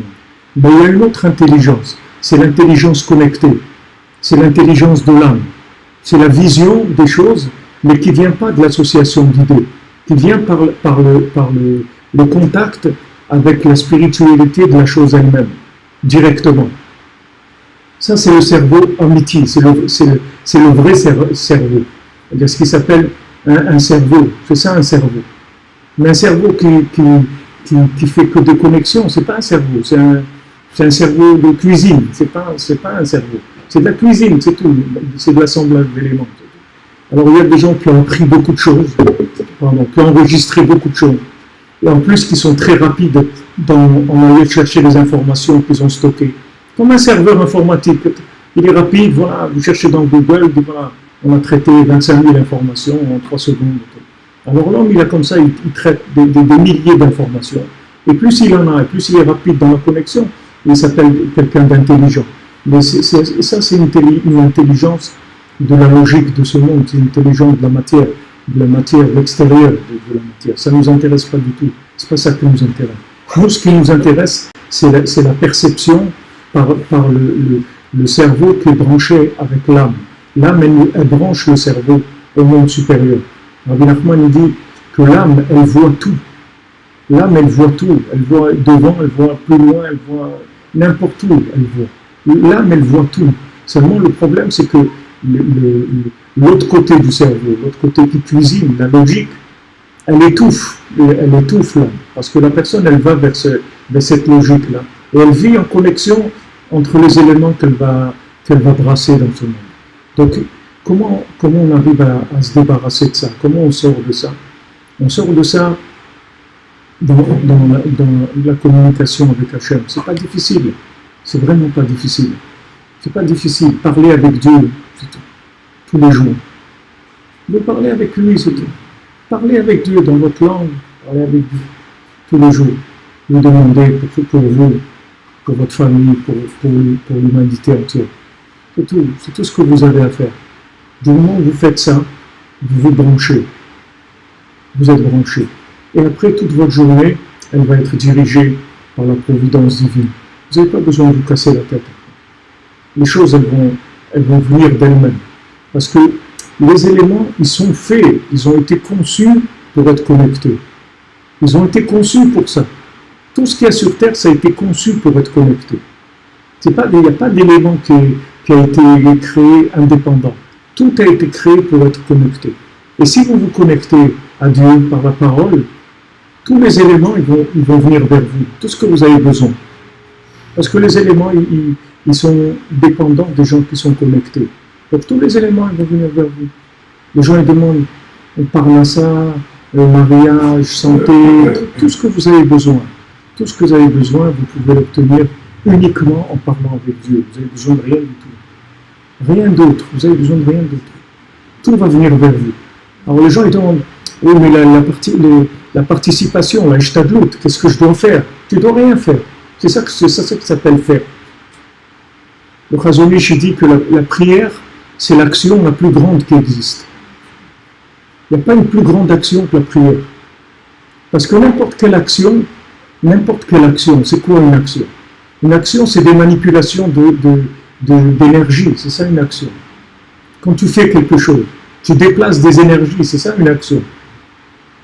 Alors ces énergies-là, tu peux les déplacer avec ta parole, tu n'as pas besoin de les déplacer avec tes mains. Tu as besoin de courir pour aller chercher ça et pour aller chercher l'autre. Tu vas voir que tout ce que tu as besoin, ça va se faciliter, ça va venir vers toi. Tu n'auras pas besoin de faire des efforts énormes. Les choses elles vont se connecter d'elles-mêmes. Donc quand on fait ça, on a sauvé le monde. Quand on vit comme ça, on a sauvé le monde. Et même s'il y a une seule personne sur Terre qui fait ça, elle va sauver le monde. Parce que le monde, il n'existe que pour ça. Si maintenant il n'y a pas quelqu'un comme ça sur Terre, s'il n'y a pas des gens qui pratiquent ça, le monde n'a aucune raison d'exister. Hachem, il n'a aucune raison d'entretenir le monde si c'est un monde de consommation. Aucune raison. Ça va nulle part. Quel est le progrès? Quel est le but? On arrive où après avec ça? Ok, quelqu'un il a consommé, il a mangé, il a truc, il a été dans un hôtel 5 étoiles, il a eu une superbe voiture, il a tout. Mais ça mène où ça? On va où avec ça? La finalité c'est quoi? Rien. Il n'y a rien. Il n'y a pas de suite à ça. Donc ça n'intéresse pas Hachem. Hachem il regarde que les gens connectés, c'est eux qui maintiennent le monde. C'est eux qui maintiennent le monde. Et si quelqu'un tous les jours ne parle pas avec Dieu, à part le problème pour lui, c'est que c'est un problème pour toute l'humanité, puisque tous les gens qui dépendent de lui vont être ce jour-là lâchés. Ils vont être lâchés, ils ne vont pas avoir l'assistance qu'ils peuvent avoir. Donc c'est une responsabilité, on est responsable de nous-mêmes, et on est responsable de l'humanité aussi. C'est pour ça que Noach, il a été complètement responsabilisé du déluge, puisque la Torah, elle dit « mais Noach », les eaux de Noach. Elle a appelé le déluge sur le nom de Noach. Parce qu'Hachem, il était entre les deux, il ne peut rien faire. Il ne peut rien faire. Il a des tribunaux, il ne peut rien faire. Parce que ces tribunaux-là, il ne peut pas. C'est pas comme ici que peut-être le président, il peut appeler un juge d'instruction, il lui dit mon ami, passez bon hiver à l'Élysée dimanche, et l'autre, après il lui dit voilà, il y a un monsieur un tel, il faut l'aider, passer le dossier. Il ne peut pas faire ça, Hachem. Hachem ne peut pas donner des soudoyer des tribunaux d'en haut, parce qu'il autodétruit tout le système. Donc il n'y a pas. Les tribunaux d'en haut, ils jugent les gens qui vont d'après la logique. Et les gens qui ne vont pas d'après la logique, ils ne passent pas par les tribunaux, ils passent directement par Hachem. Et Hachem, c'est miséricorde 100%. Donc c'est pas difficile. La vie, elle n'est pas compliquée. Si vous allez avec votre cerveau, alors on va vous présenter devant un tribunal qui juge les gens qui vont avec le cerveau, la logique. Voilà, logiquement, ça et ça et ça, ok. Alors voilà, vous avez fait ça et ça et ça, oui, d'accord. Voilà. Donc voilà les résultats. Maintenant, vous habituez à parler avec Hachem. Vous court-circuitez complètement le tribunal. Vous avez affaire à Hachem.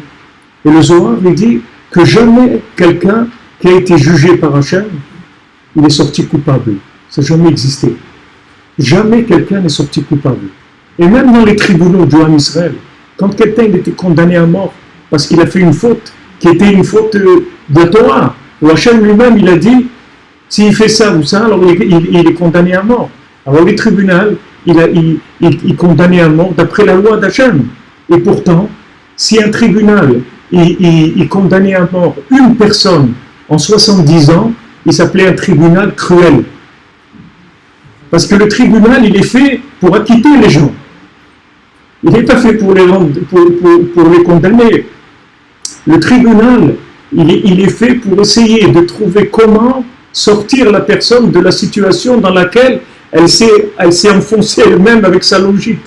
C'est ça le travail d'un tribunal. Un tribunal, c'est les gens qui étaient dans les tribunaux rabbiniques à l'époque du Beth Amikdash et même entre les temples. C'était des gens qui connaissaient bien sûr parfaitement la Torah, mais c'était des gens qui devaient pouvoir prouver le contraire de la Torah d'après la Torah. C'est-à-dire, si la Torah elle interdit de manger du porc, alors lui il doit prouver que c'est une mitzvah de manger du porc et il doit amener une preuve de la Torah. Et s'il ne peut pas faire ça, il ne rentre pas dans le tribunal. Il ne peut pas être juge au tribunal. Il faut qu'il puisse retourner tout complètement. Et logiquement, pas dire comme ça, non. Il faut qu'il prouve logiquement qu'en fait c'est une mitzvah de manger du porc. Et s'il n'arrive pas à trouver une preuve de la Torah, il ne peut pas rentrer dans ce tribunal. Impossible. Parce que quand il y a quelqu'un qui va venir devant lui et qui a fauté d'après la logique, il faut qu'il soit capable de retourner complètement la situation et de prouver qu'en fait, cet homme-là, ce qu'il a fait, c'est une mitzvah. Il n'a pas fait quelque chose de mal. Il n'a rien fait de mal. Il a fait du bien. Et s'il n'arrive pas à faire ça, il a un problème. C'est pour ça que si un tribunal est condamné une personne en 70 ans, il s'appelait un tribunal cruel. Parce que tout son travail, Hachem il a mis un tribunal pour qu'il acquitte les gens, pas pour qu'il les condamne. Il n'a pas besoin d'un tribunal pour condamner les gens. Il peut condamner tout seul. Il envoie des tribunaux, il peut faire valider tout par les tribunaux d'en haut, il n'a pas besoin d'en bas. Mais pourquoi il a besoin du tribunal d'en bas? Parce que le tribunal d'en bas, il est plus grand que le tribunal d'en haut.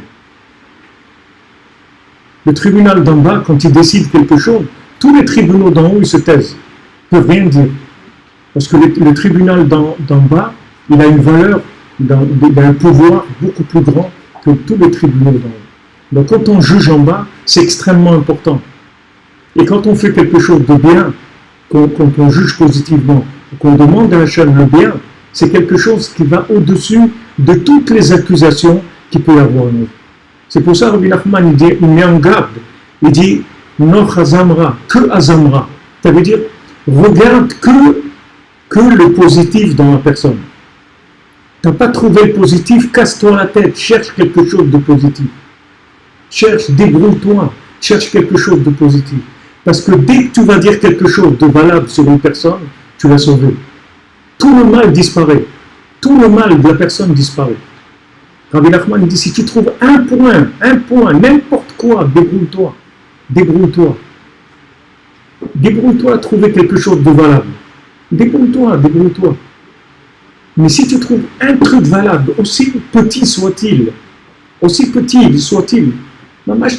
petit truc, voilà, je l'ai vu quand il est rentré chez lui, il a tapé à la porte, il n'a pas voulu sonner pour ne pas déranger quelqu'un qui pouvait dormir et tout, ça suffit. Avec ça, avec un jugement comme ça, tu sauves entièrement la personne. Pourquoi? Parce que la valeur de ton jugement en bas, il est au-dessous de tous les jugements d'en haut. Maintenant, en haut, c'est le contraire. Il cherche la petite bête chez chacun. Ouais, il a fait ça. Il cherche chez chacun les défauts. Et c'est pas ce qui manque. Donc, ils n'ont pas trop de difficultés à trouver les défauts. Donc, ils ont trouvé ces défauts. Après, qu'est-ce qu'ils font? Ils accusent. Et tout ce que vous voyez comme chose dans le monde qui vont pas, c'est uniquement pour ça. Imaginez-vous que quelqu'un, on lui montre la souffrance qu'il y a dans le monde qui vient de lui parce qu'il n'a pas jugé positivement, ou il n'a pas prié pour l'humanité. Mais la personne, elle se suicide tout de suite. Si elle voyait le mal qu'elle fait, mais elle dit, moi je ne fais pas de mal. Tu ne fais pas de mal. Mais moi, je n'ai jamais rien fait de mal. Mais le fait que tu ne pries pas pour le monde, ça s'appelle faire du mal. Le fait que tu ne juges pas positivement les gens, ça s'appelle faire du mal. Il n'y a pas un plus grand mal que ça. Qu'est-ce que tu crois? C'est le mal. Les guerres, mais ça c'est des exécutants, c'est déjà la fin. Mais le début, c'est que tu pouvais sauver le monde, tu ne l'as pas sauvé. Rabbi Yochanan dit la Gemara dans le Talmud, disait dans Brachot, dit, j'ai peur, avant de mourir, il dit j'ai peur je ne sais pas si on en met au paradis ou en enfer. Alors les élèves ils disent, mais Rabbi, si toi tu as peur, alors on est terminé. Si toi, Rabbi Yochanan, tu as peur d'aller en enfer, alors nous, qu'est-ce que tu vas laisser pour nous? Il dit non, c'est pas que j'ai peur d'aller en enfer, moi. J'ai peur qu'on m'emmène en enfer et qu'on me montre tous les gens qu'il y a là-bas que j'aurais pu sauver et je ne les ai pas sauvés. C'est ça que j'ai peur.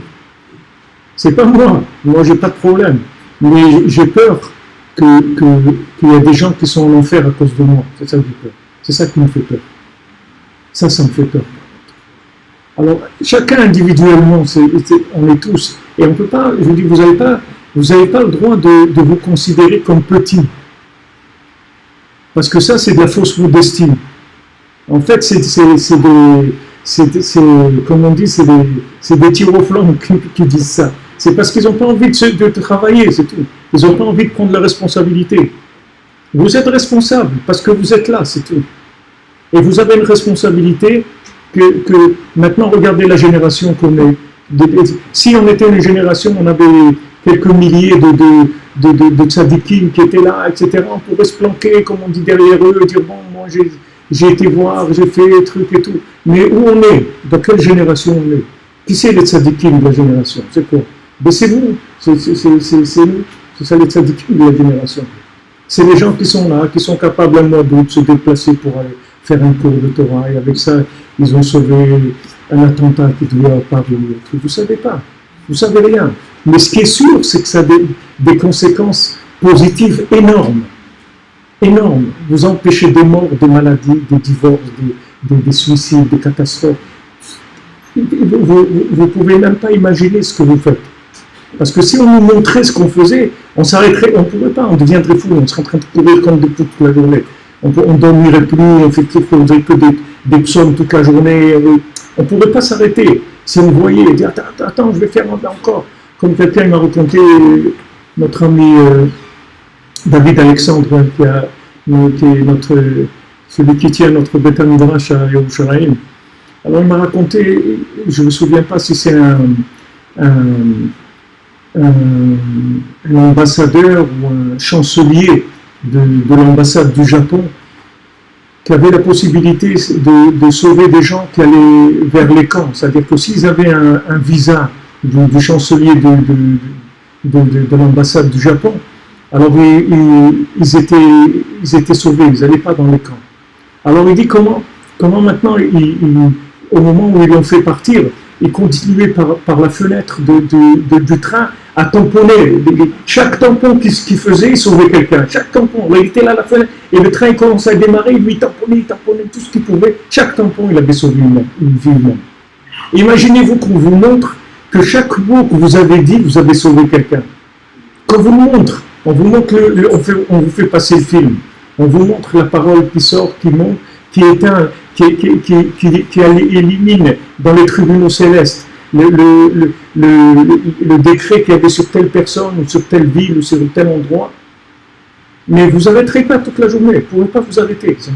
C'est pour ça qu'on ne nous montre pas. On ne montre pas parce que sinon on deviendrait fou, on ne pourrait pas vivre du tout. Alors de là à ne rien faire, il y a quand même du chemin. Alors qu'est-ce qu'on fait?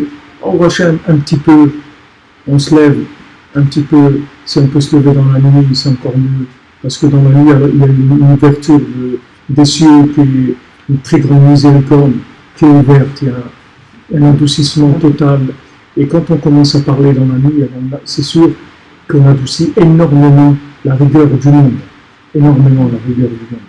Donc vous voyez, c'est pas difficile. Personne ne peut dire ouais mais c'est dur, j'arrive pas.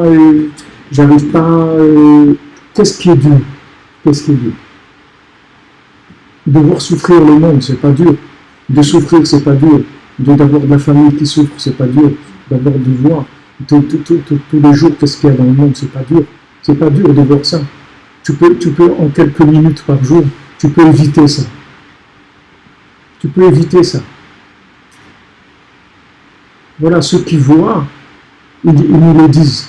Ils ne peuvent pas nous envoyer la bande du film, mais ils le voient. Quand il y avait le grand-père de Rabbeinu, Rav Nachman Rodinka, quand il s'est marié, alors quelques jours après, il a quitté la maison, et comme ça, pendant des mois, il n'était pas là. Alors son épouse, elle a demandé au Baal Shem Tov, elle a dit Rabbi, mon mari il est parti après le mariage et il ne revient pas.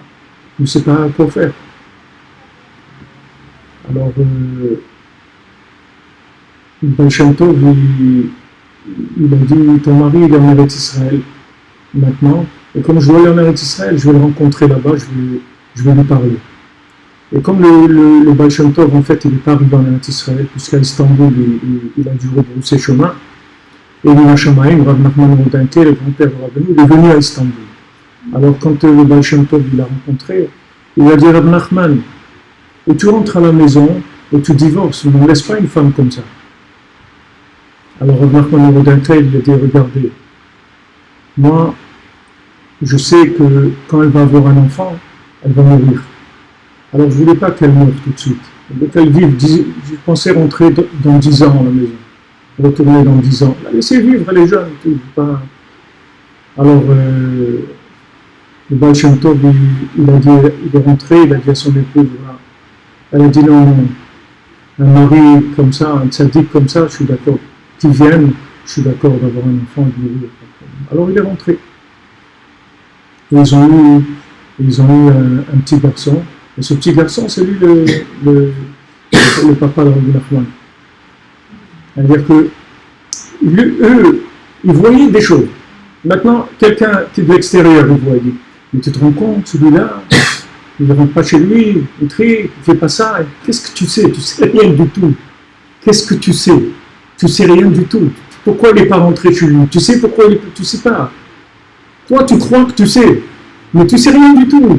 Ta logique, elle te montre n'importe quoi. Tu ne sais rien. Voilà, lui, il ne rentrait pas chez lui parce qu'il voulait il aimait tellement sa femme, il voulait qu'elle vive. Il ne voulait pas la pauvre qu'elle meure. Après, elle a décidé, c'est elle qui a décidé. Mais lui, il n'avait pas le cœur à faire ça, donc c'est pour ça qu'il ne rentrait pas à la maison. Voilà, ceux qui voient, ils peuvent dire quoi faire, parce qu'ils voient. Mais nous, on ne voit rien du tout. Mais eux, ils nous disent, voilà, si tu fais ça, tu vas voir que Bezrat Hashem, tu vas faire des choses extraordinaires dans ta vie.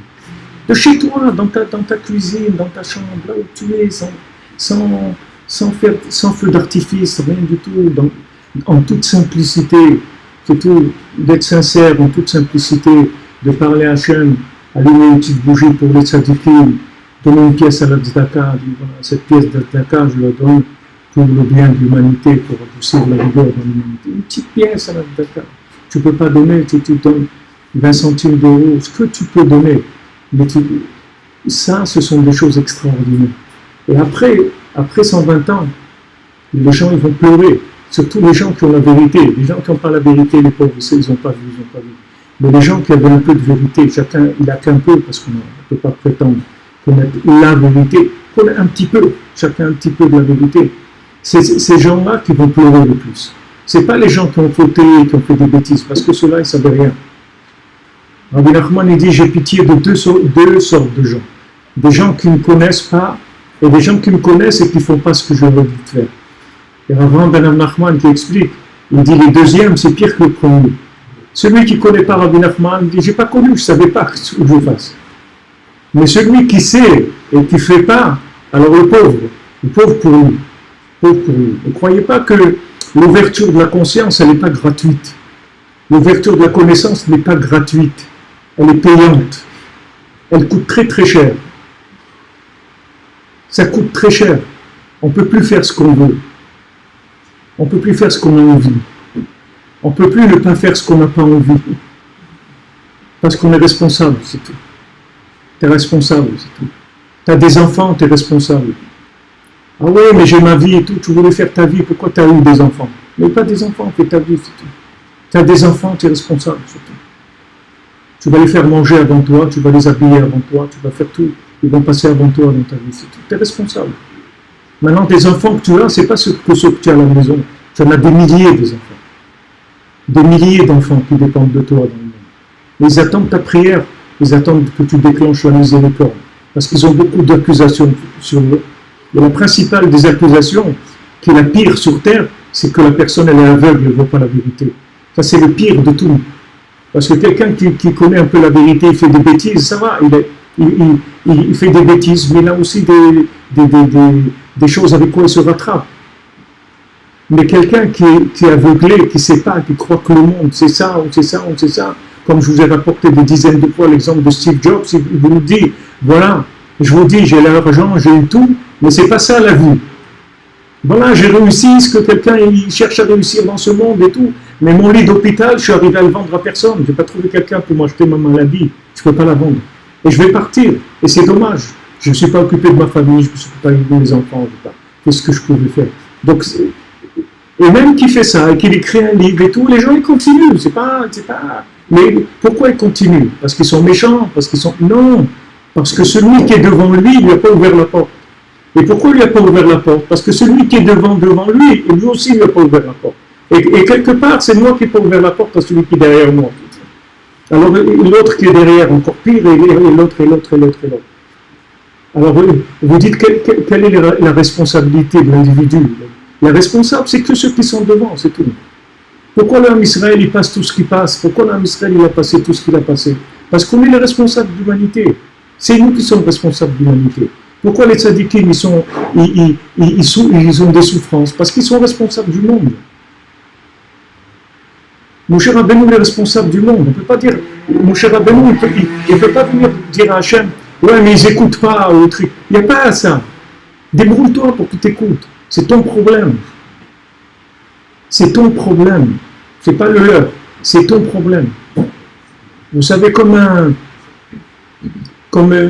ma grand-mère allait à Shalom quand elle nous donnait à manger. Alors, une grand-mère en tout cas marocaine, tu sais que si tu es rentré dans son angle de vue et qu'elle a décidé qu'elle va te faire manger, tu es sûr que tu vas manger. Il n'y a pas de, tu ne vas pas sortir sans manger, ça c'est sûr. Alors vas-y tout de suite parce que c'est dommage, tu vas perdre du temps et des nerfs, mais tu vas manger. Parce que ça va être comme ça, avec plus de sucre, ou moins de sucre, ou avec de la confiture, mais tu vas manger, c'est tout. Parce qu'elle est déterminée. Sa détermination, elle est plus grande que ton refus de manger. Donc c'est sûr qu'elle va gagner. À un moment, tu vas plier, tu vas manger. Donc c'est tout. C'est tout ce qu'il faut avoir. C'est la détermination. La détermination. La détermination, ça fait qu'on va pouvoir influencer les gens. Et tous, on a cette capacité-là. Si on est là aujourd'hui, qu'on est capable de faire ça, de se déplacer un mois d'août à Paris, il y a vraiment beaucoup de choses à faire, et qu'on est capable d'écouter un cours de parole d'Hachem, de Torah, de Rabbi Nachman, ça veut dire qu'on peut tout faire. On peut tout faire. Si on peut faire ça, c'est qu'on peut tout faire. Seulement, on a grandi dans des trucs, des poupées russes, là, mais la petite, là, qui est la dernière, vous voyez, on a grandi comme ça, on était comme ça. Mais on ne sait pas qu'après, ça peut devenir une babouchka. C'est petit comme ça. On nous a fait grandir petit. C'est-à-dire qu'on a une vision petite des choses, toute petite. On n'est pas conscient de la valeur qu'on a. Heureusement que le tzaddik, que Rabbi Nachman, il nous réhabilite tout le temps, il nous élève, il nous dit combien on est bien, combien on est capable. Même si on a des défauts, des problèmes, on a tous des problèmes. Mais justement, si maintenant, avec tous les défauts qu'on a, et tous les problèmes qu'on a, on a quand même une sensation, une sensibilité à la vérité, ça veut dire que ça, c'est au-dessus de tous les problèmes qu'on a.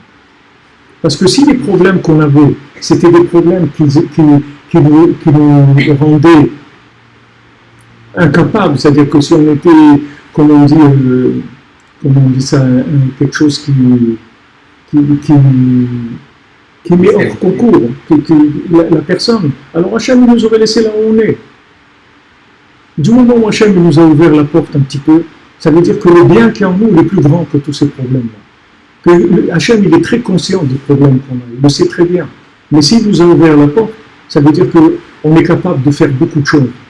Et des gens qui ont ouvert la porte sur terre, il n'y en a pas beaucoup. Ça fait. Il n'y en a pas beaucoup. C'est les gens privilégiés, c'est la crème du monde. Les gens qui ont une sensibilité à la vérité, c'est la crème du monde. Sans aucun orgueil à avoir. C'est que de la responsabilité, du travail. Mais Hachem il a ouvert la porte, ça veut dire que vous pouvez. Vous pouvez y arriver pour vous, vous pouvez y arriver pour les autres. Il faut se mettre au travail, c'est tout.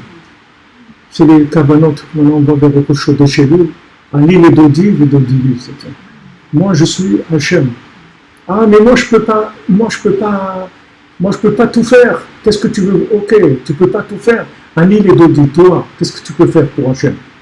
Tu peux parler avec Hachem 5 minutes par jour? Ok, fais ça. Fais ça. En tout cas, si tu as ouvert les yeux, c'est que tu peux faire quelque chose. Parce que si c'est pour Pôle emploi, il ne va pas t'ouvrir les yeux. Pour t'envoyer à Pôle emploi, il ne va pas t'ouvrir les yeux. C'est pour que tu te mettes au chômage du développement du bien, il ne va pas t'ouvrir les yeux. Donc si tu as ouvert les yeux, ça veut dire que tu es capable de travailler. Ouais, mais qu'est-ce que je peux faire, moi, contre le monde entier et tout? Le monde entier, c'est rien du tout. C'est un château de paille, c'est rien du tout, ça n'existe pas, le monde entier, c'est rien du tout. Le monde entier, c'est que des gens qui attendent à progresser, et ils attendent que le progrès de chacun d'entre nous.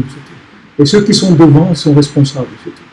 Ne dites pas, ne regardez pas le mal qu'il y a en vous en disant mais ouais, mais moi, truc. Je vous dis, c'est un alibi, il ne passera pas. Pas la peine d'essayer, ça ne passera pas. Après, on a la responsabilité, c'est pas gratuit. La vérité, elle n'est pas gratuite, on est responsable. Regardez mon cher Rabbeinu, ce qu'il a passé dans sa vie. Vous croyez que c'était facile? Il a refusé Hachem plusieurs fois. Il a dit, je veux pas. Et jusqu'à qu'Hachem soit mis en colère contre lui, tu vas accepter. Parce que si tu ne les sors pas d'Égypte, ils ne sortiront pas, c'est tout. Ah, pourquoi on ne peut pas sortir? C'est obligé que Moshe Rabbeinu, on ne peut pas envoyer quelqu'un d'autre. Un autre? Non. C'est lui qui a la clé pour sortir les gens d'Égypte. C'est lui qui a la clé, c'est tout. Et il a été obligé d'accepter sa mission, on ne voulait pas. Et quand il s'est plaint un petit peu sur l'âme Israël, oh Hachem, ce qu'il lui a fait, il a dit, attends, fais attention, tu sais de qui tu parles là? Tu sais de... Non, mon cher Rabbeinu, ils ont essayé de le tuer, je ne sais pas combien de fois. Ils ont essayé de le tuer, c'est pas maintenant qu'ils n'écoutaient pas quand il parlait, et ils dormaient, ils bâillaient. Non, ils voulaient le tuer. Tu nous embêtes là. Là, tu es en train de nous faire entrer des trucs qui vont nous responsabiliser et tout, on ne veut pas. Ils voulaient le tuer. Qu'est-ce qu'il a dit Hitler, il marche sur moi? Pourquoi il voulait détruire les Juifs? Parce que c'est la conscience du monde. Mein Kampf, c'est la conscience du monde. Tant que ces gens-là, ils sont là, on ne peut pas se débarrasser de l'idée qu'il y a Dieu. Si on se débarrasse d'eux, on se débarrassera de l'idée de Dieu, on pourra faire la fête toute la journée. Il n'y a personne qui va nous déranger. Mais ces gens-là, c'est des troubles-fêtes. C'est des gens que tout le temps, ils sont en train de ramener la conscience divine.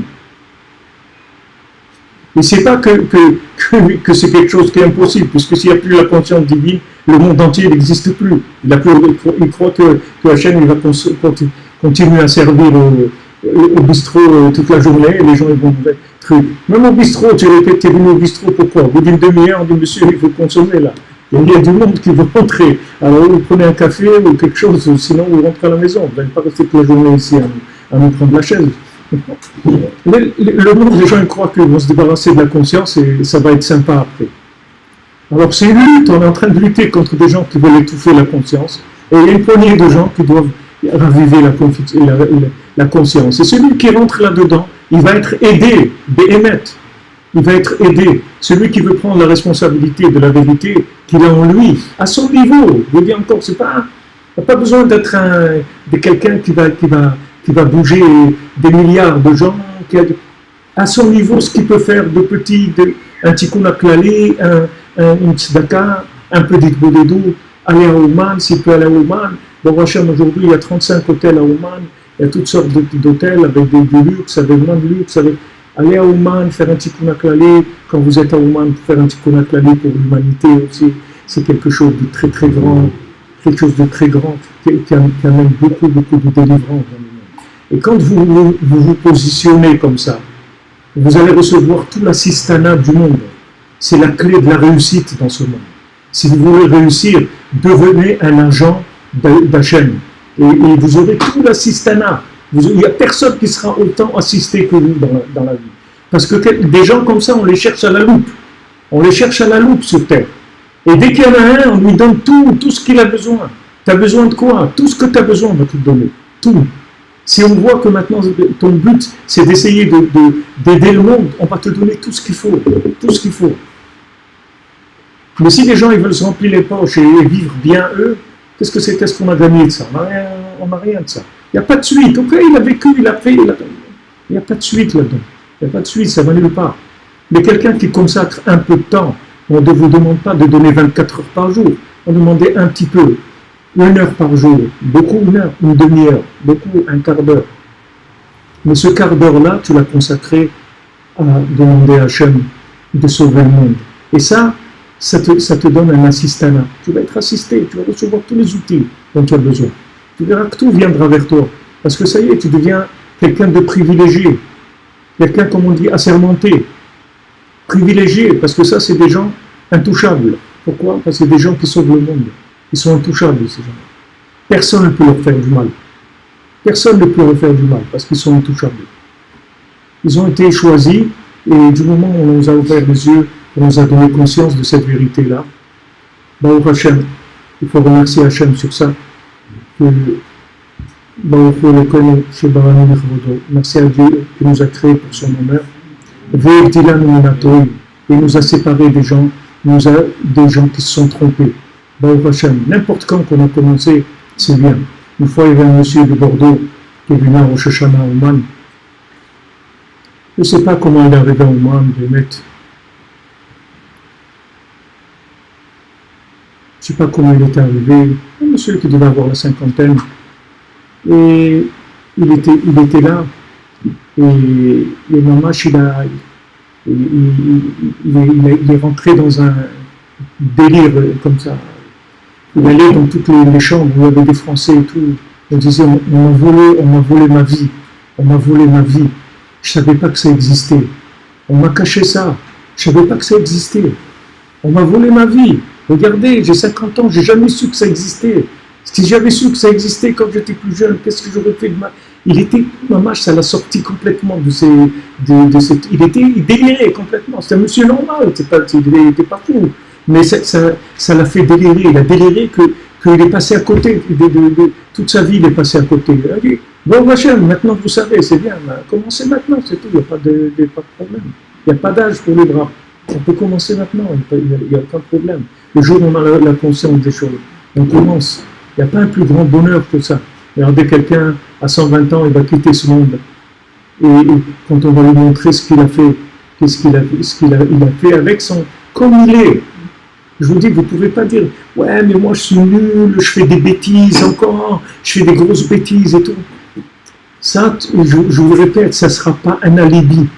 Parce que si on vous a ouvert les yeux, c'est que vous êtes valable pour ce qu'on attend de vous. C'est tout. Sinon, on ne vous aurait pas ouvert les yeux. On vous aurait laissé derrière avec ceux, en attendant qu'il vienne votre moment.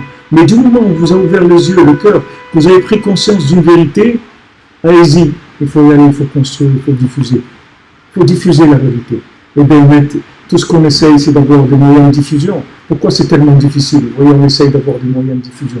Pourquoi c'est tellement difficile? Si on voulait faire un système pour dessaler l'eau, n'importe quoi, on aurait trouvé des investisseurs, des gens qui donnent des millions d'euros. Il n'y a pas de problème.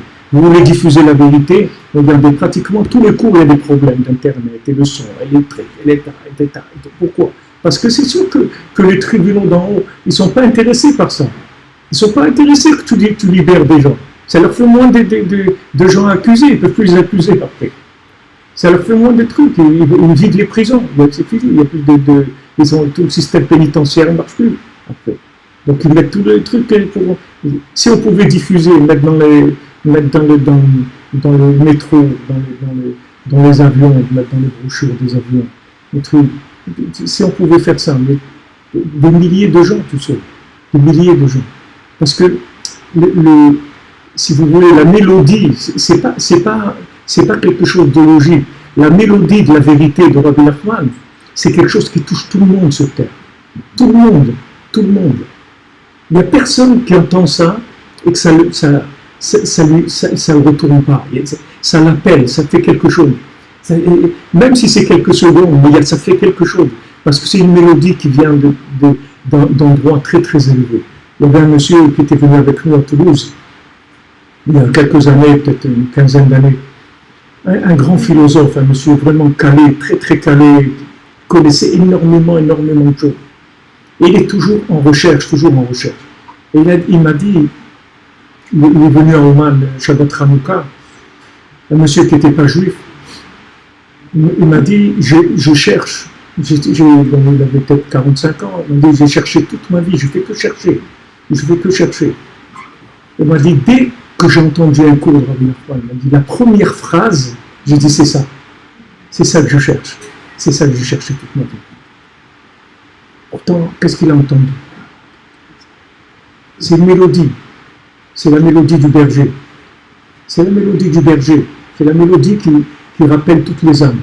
Chaque âme, quand elle entend ça, c'est la mélodie du berger. Quand le berger, il a son petit pipeau, il a sa petite chanson, et tous les moutons ils connaissent, dès qu'ils entendent ça, ils viennent. Ça, c'est la mélodie du berger qui ramène tout le monde vers Dieu. Donc n'importe qui entend, il revient. Ce monsieur-là, il a fait un acte symbolique, il m'a dit, je voulais faire quelque chose de symbolique pour venir à Oman, qui était important pour moi.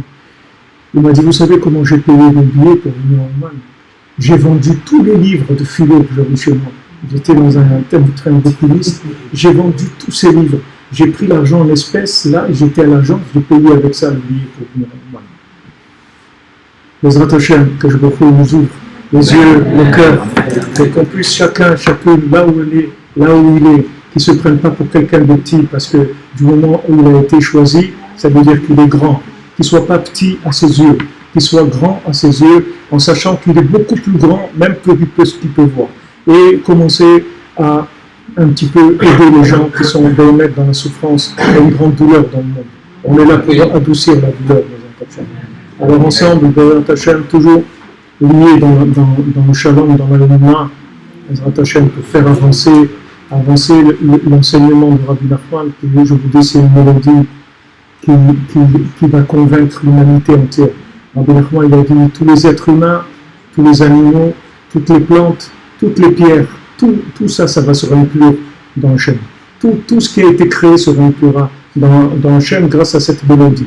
Ce n'est pas les raisonnements qu'on dit, ce n'est pas les idées qu'on amène, c'est ce qui passe là-dedans.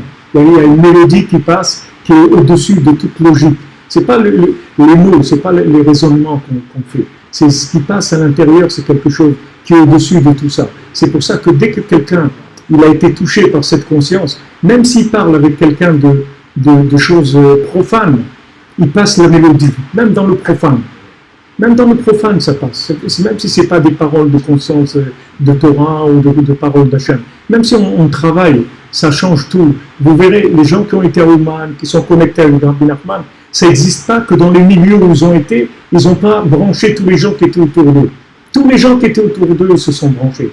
Mamache, tous les gens. Moi, je vois, j'ai vu dans toutes les années, bon, Hachem, on est là, une fois chez moi pour le vendre Besançon, Israël, tout le monde.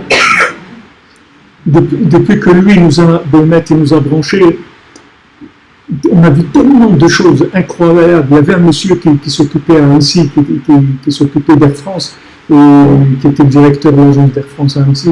Et c'est lui le premier qui nous a aidé à faire les charters pour Oman en 1989. C'est le premier vol qu'on a fait de France à Oman. Et il était vraiment une vie familiale, le pauvre, catastrophique. Et quand il a commencé, je lui ai dit, regarde, tu vas t'occuper de Rosh Hashanah de Rabbeinu, normal, il n'est pas demandé de faire des billets gratuits, rien du tout, normal, mais le fait que tu as touché ça, tu vas voir toute ta vie, elle va changer. Et ça a été comme ça, un an après, tout était terminé, sa vie elle a changé complètement, elle est passée complètement dans autre chose. Parce que c'est la mélodie, cette mélodie-là, elle adoucit tout, elle adoucit toute la vie. Bezrat Hashem, merci d'être venu, vous êtes déplacés. Shavuot Tov et Shana Tova, si je vous vois d'ici là, et ceux qui verront à Oman, Hashem sera très content de se voir. Vous avez des livres à l'entrée, mon épouse elle va le livre Brasler. Et aussi, elle organise un voyage à Oman pour les dames dans quelques semaines. Elle nous dira la date pour celles qui ont la possibilité de venir. J'ai une question. Comme vous parlez de